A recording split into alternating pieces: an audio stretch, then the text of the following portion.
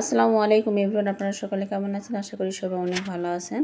আজকে আমি নতুন আরেকটা রেসিপি নিয়ে চলে আসলাম। আজকে আমি একদম দোকানের মতন পারফেক্ট নরম তুলতুলা গোলাপ জামুন মিষ্টি রেসিপি শেয়ার করব।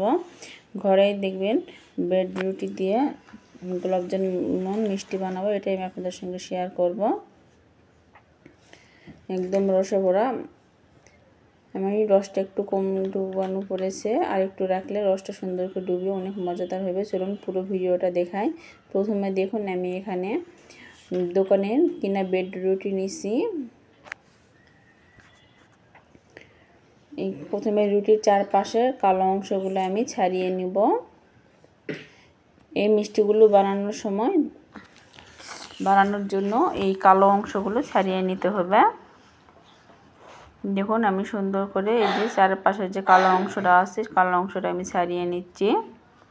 এভাবে সবগুলো রুটি ছাড়িয়ে নেব। তারপরে এগুলো আমি ঝুরি ঝুরি করে একদম গুঁড়া করে নেব। আপনাদের ইলেকট্রনিক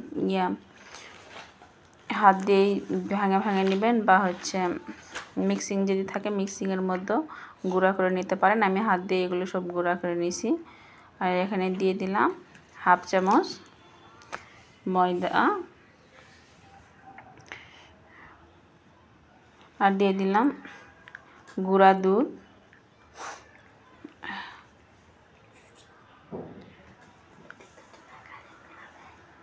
দিয়ে আমি সুন্দর করে এগুলো মিক্স করে নিব।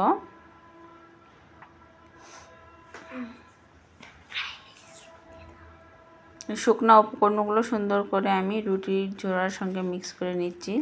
দেখুন এভাবে আপনারাও সুন্দর করে মিক্স করে নেওয়ার চেষ্টা করবেন। এরপর যে আমি এখানে দিয়ে দিব দুধের ছানা। ঘরে যদি আপনাদের দুধ যদি কেটে যায়, দেখবেন ছানা যদি উঠে আসে, সেই ছানা দিয়ে এভাবে রুটির সঙ্গে মিক্স করে আপনি মজাদার মিষ্টি বানিয়ে নিতে পারবেন। আর দিয়ে দিলাম একটু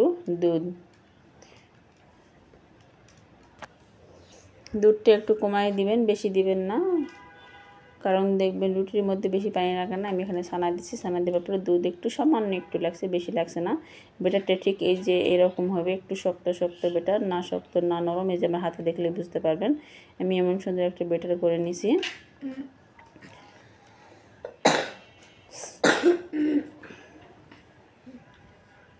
এটা আমি এখন রেস্টে রাখবো।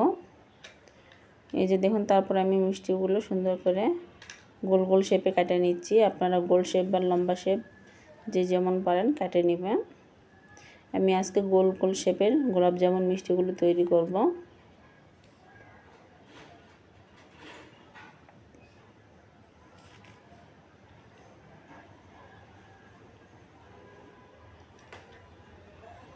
যে দেখুন, আর মিষ্টিগুলো বানানোর সময় লক্ষ্য রাখবেন মিষ্টির গায়ে যেন ফাটল না থাকে। মিষ্টির গায়ে যদি ফাটল থাকে, ওখানে মিষ্টি কিন্তু আপনি তেলের দিলেই ফাটে যাবে, রসের দিলেও রস ঢুকে ফাটে যাবে। মিষ্টিগুলো বানানোর আগে হাতে একটু তেল বা ঘি মিক্স করে নেবেন, নিয়ে সুন্দর করে মিষ্টিগুলো বানিয়ে নেওয়ার চেষ্টা করবেন।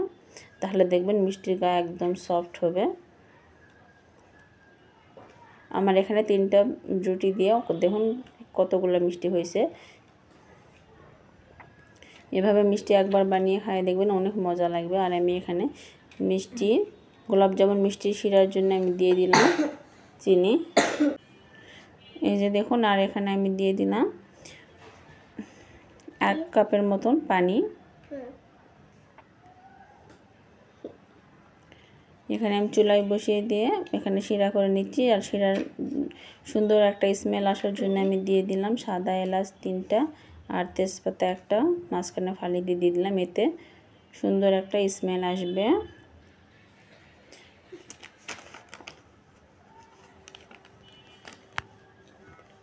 এটা বেশি আমি পাক উঠাবো না, পরে মিষ্টির সঙ্গে আর একটু জাল দেবো দেখে আমি পাতলা শিরাটাই নামিয়ে রাখলাম।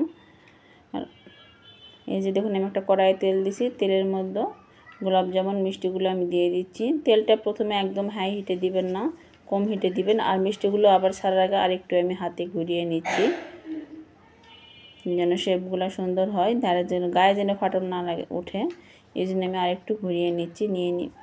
আর তেলটা একদম মিডিয়াম আঁচে থাকবে। হাই হিটে রাখলে দেখবেন উপরটা পুড়ে যাবে, ভিতরটা পুরোপুরি হইবে না দেখে। এই যে দেখুন মাশাআল্লাহ দিলে মিষ্টিগুলো ফুলে একদম ডাবল ডাবল হয়ে গেছে। আর রসের দিলে এটা আরও অনেক মানে ফুলে যাবে, আরও অনেক নরম হইবে। আর এখানে কালার ছাড়া আসছে, যেটা আমি আগে দিছি ওগুলো আমি একটা একটা করে উঠাই নিচ্ছি, কারণ এগুলো একসঙ্গে উঠাইতে গেলে মানে বেশি একটু কালার এসে চলে যাবে। আমি সবগুলোর কালার একরকম করার চেষ্টা করতেছি। এভাবে আমার ভিডিওটি যদি আপনাদের কাছে ভালো লাগে থাকে তাহলে দয়া করে একটা লাইক কমেন্ট করবেন। আর যারা ইউটিউব চ্যানেল থেকে দেখতেছেন তারা একটা সাবস্ক্রাইব করবেন। আর যারা ফেসবুক থেকে দেখতেছেন তারা প্লিজ একটা ফলো দিয়ে দিবেন। আর যারা সাবস্ক্রাইব ফলো দুটাই দিয়েছেন তাদেরকে অসংখ্য ধন্যবাদ আমার পাশে থাকার জন্য। যে দেখুন সুন্দর করে আমি সবগুলো মিষ্টি উঠাই নিচ্ছি। মাশাআল্লাহ দিলে আমার সবগুলো মিষ্টি অনেক সুন্দর হয়ে ফুলছে একদম। দেখুন মিষ্টির কালারগুলো সুন্দর হয়েছে। আর এই যে আমি গরম গরম শিরার মধ্যে মিষ্টিগুলো দিয়ে দিচ্ছি, দিয়ে এটা আরও 4-5 মিনিট আমি কুক করে নিব।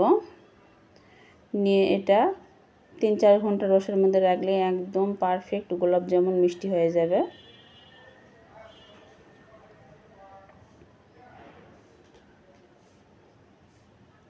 আমার রেসিপিটা আপনারা একবার হলেও ফলো করে দেখবেন, অনেক ভালো লাগবে। আমি আপনাদের কাছে সুন্দর করে রেসিপিটা তুলে ধরার চেষ্টা করছি।